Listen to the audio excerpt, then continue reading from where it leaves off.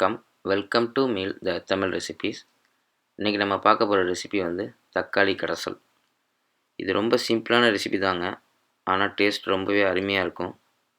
இதற்கு தேவையான பொருட்கள் அப்புறம் இதை எப்படி பண்ணலாம் அப்படிங்கிறத பார்க்கலாம் வாங்க.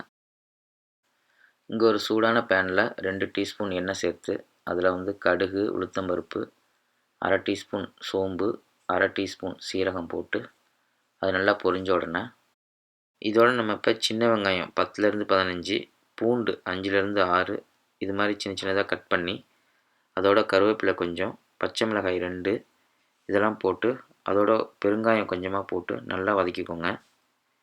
வெங்காயம் நல்லா வதங்கினோடனே கட் பண்ணி வச்சுருக்க தக்காளி 5லேருந்து 6 சேர்த்து அதோட உப்பு சேர்த்து நல்லா ஒரு மிக்ஸ் கொடுத்துக்கோங்க.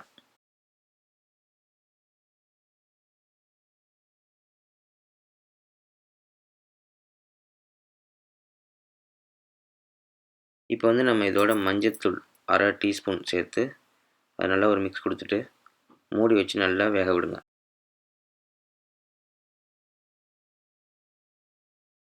தக்காளி நல்லா வெந்தோடனே ஒரு மத்து வச்சு நல்லா கடைஞ்சிக்கோங்க. இல்லைன்னா இது மாதிரி நல்லா மசிச்சுக்கோங்க.